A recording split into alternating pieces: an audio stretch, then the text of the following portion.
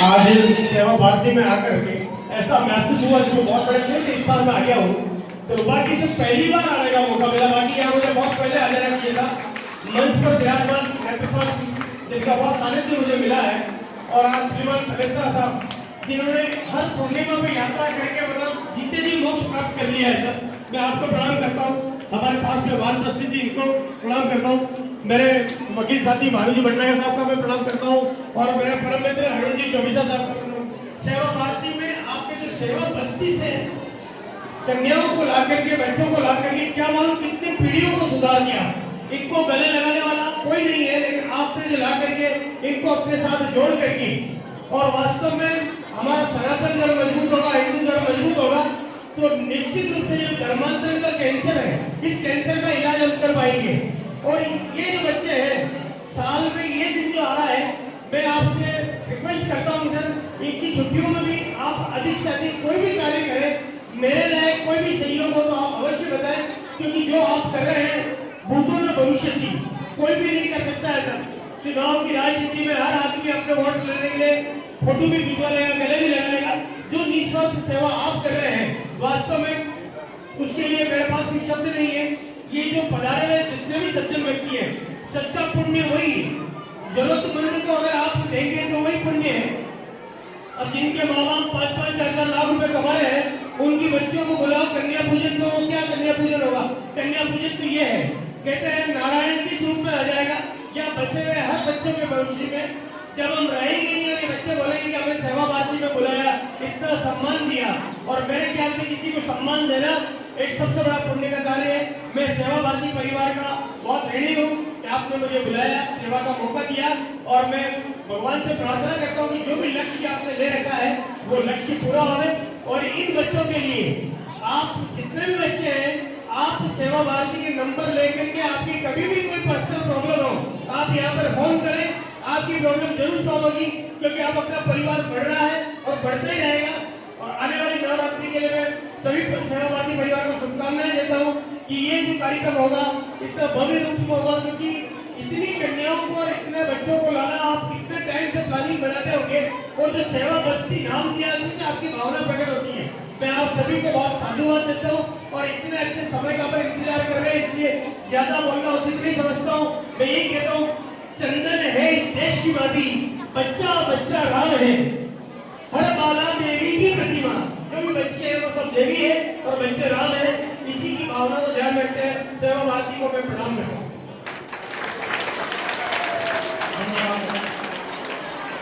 हमारे बीच श्रीमान हस्तीमती जी उपस्थित हैं। आप समाजसेवी और गौशाला चलाते हैं, विकास भाई साहब का बदला है। सेवा भारती का जो प्रतिवर्ष से आयोजन होता है, भाई साहब की तरफ से भोजन व्यवस्था आजीवन भाई साहब ने घोषणा कर रखी है कि जब तक ये प्रोग्राम होगा भोजन की सुविधा भाई साहब की तरफ से होगी। तो हमारे आज के संयोजक श्रीमान हरि जी से निवेदन करूंगा कि उनका उपकरण बनाकर स्वागत करें। श्रीमान हरि जी के साथ हस्तीमती जी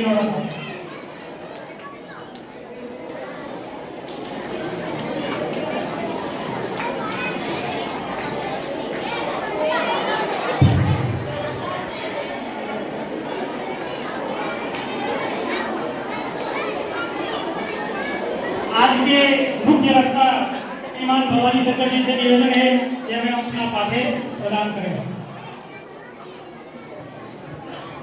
सावधान, कैसे बोलेंगे? भारत माता की, भारत माता की, भारत माता की।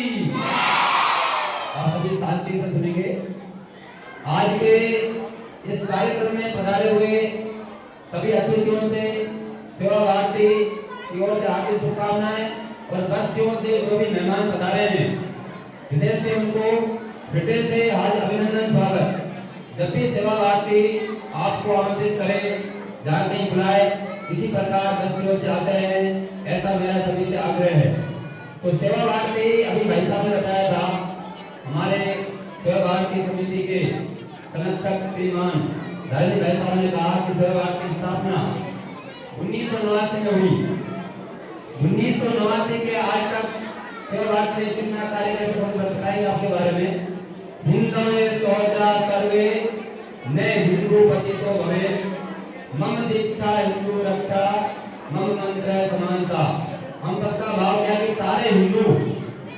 माँ के माँ जाए भाई हैं और हिंदू धर्म की रक्षा करना, हिंदू की रक्षा करना हमारा धर्म कर्तव्य है।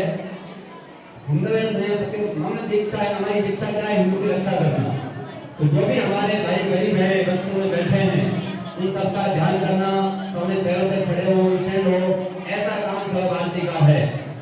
तो यूनिस नवासी लगातार सेवा भारती कार्य कर रही है। आपके जिस परिसर में बैठे हैं, इस परिसर सेवा भारती चिकित्सालय, ये चिकित्सालय में निःशुल्क सेवा दी जाती है। इसका समय 9 से 2 बजे, 9 से 2 का समय रविवार को छोड़कर यदि आप सभी बस्ती से कोई परेशानी, बीमारी, ऐसे कोई पेशेंट हो तो यहाँ आप सेवा चिकित्सालय में आ सकते हैं। एक सेवा भारती की यहाँ एम्बुलेंस भी लगती है। बस्ती में समय समय पर वर्ग लगाए जाते हैं, फूल लगाए जाते हैं, बस्ती में आके सबका उपचार किया जाता है।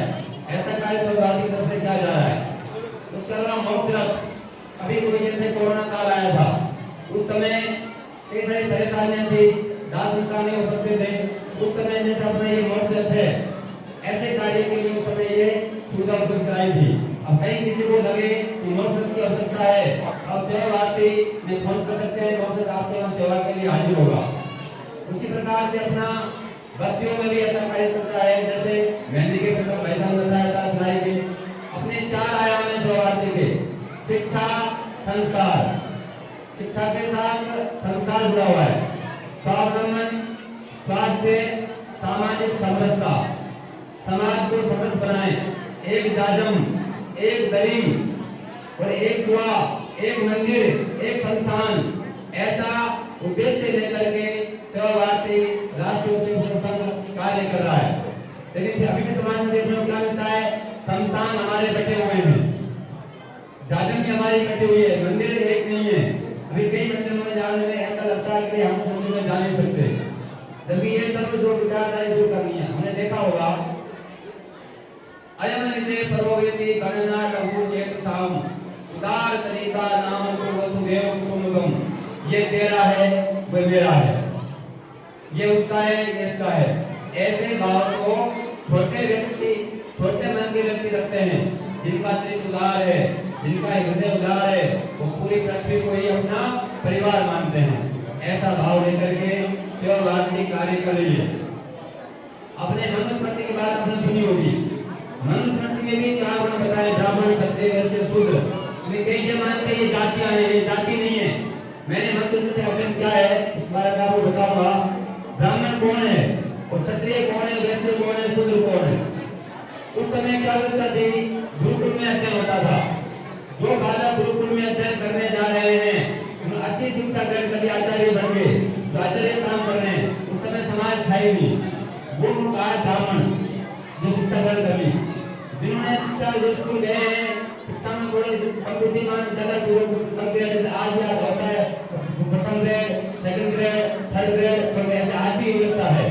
आज हम देखते हैं जो सरकारी सर्विस में रखते हैं, उसमें 4 ग्रेड में रखी है। फर्स्ट ग्रेड में कौन होगा? जो ज्यादा विद्वान होगा, अच्छी परसेंटेज जिसकी है, जिन अच्छे कंपटीशन पास करेगा, उसको भी उस समय क्या कहा? ब्राह्मण का है। वो आज भी ब्राह्मण है। जो ज्ञानी है वो किसी भी समाज जाति का होगा, उसको आज अच्छी पहुंच आज भी मिल रही है। वो जो ज्ञानी व्यक्ति है वो हो सकता है। ऐसे ही क्षत्रिय का क्या है?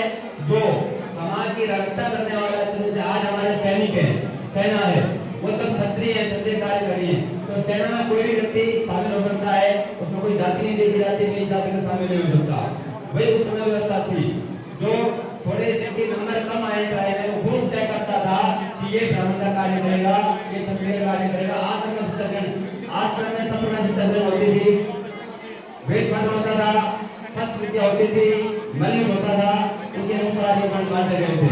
वैसे जो समाज के अंदर भरण पोषण काम करेगा, धन धान्य का काम करेगा, हर प्रकार का कुछ चाहेगा, उसको वैसे गाय। आज भी वही स्थिति है। ब्राह्मण, क्षत्रिय, वैश्य, ऐसे first grade, second grade, third grade. जो कम विद्यालय शिक्षा कम ग्रहण की है, जो उस कंपटीशन को पास नहीं कर पा रहा, वो आज फर्स्ट ग्रेड में सर्विस कर रहा है, वो थर्ड ग्रेड में कर रहा है। ऐसे एक ग्रेड अपनी है फोर्थ क्लास, आज भी वो है फोर्थ क्लास। खुद उनको नहीं कहा, खुद उनको कहा है जो स्कूल नहीं गए, जो गुरुकुल में, जो गुरुकुल के अंदर गुरु आचार्यों के पास जिन्होंने कोई शिक्षा ग्रहण नहीं करी, भले वो किसी भी समाज का होगा, उस समय समाज व्यवस्था थी नहीं, फिर भी वो किसी को जिन्होंने शिक्षा ग्रहण नहीं करी उनको शूद्र कहा है, वो शूद्र का काम करेंगे ऐसा कहा है, वो कोई हो सकता है।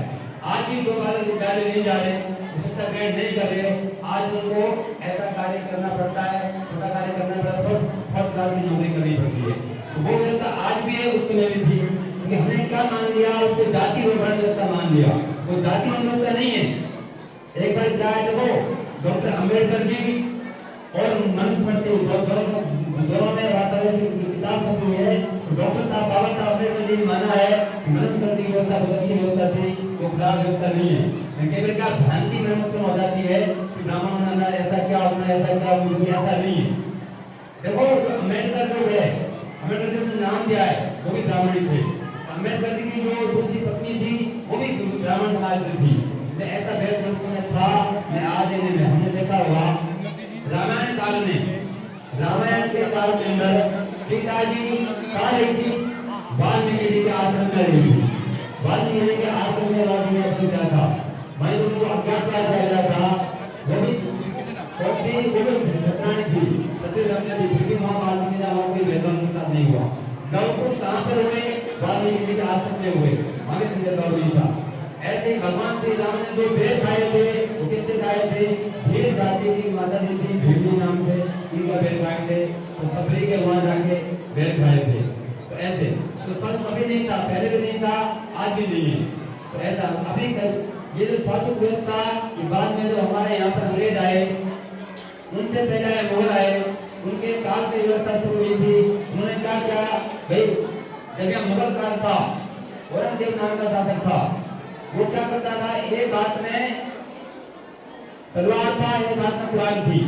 या तो आप जबरदस्ती अपना धर्म परिवर्तन कर लो, यानी कि मुसलमान बन जाओ, या फिर तलवार का आगे मर जाओ। ऐसा कहा जाता है कि औरंगजेब 1.25 मन जनेऊ, पहनते हैं धागा वाला, एक धागा में 10 ग्राम 20 ग्राम वजन होगा। 100 मन में होगा 50 किलो। 50 किलो जनेऊ की होली जलाता था रोज, तब भोजन करता था। इतना क्रूर शासक हुआ था औरंगजेब उस समय। जब वो गए थे, जिस समय विकटता बात हुआ लेकर के, तो गभीर धर्म को करता था या मारता था, कितने के जनेऊ जाता था, उस समय जाति जो ऐसी जातियां हो गई जिन्होंने धर्म परिवर्तन नहीं किया, उन्होंने उनका काम करना शुरू कर दिया। जिनके घर में साफ सफाई करना, उनका मेला उठाना, कचरा उठाना, ऐसा कार्य स्वीकार किया।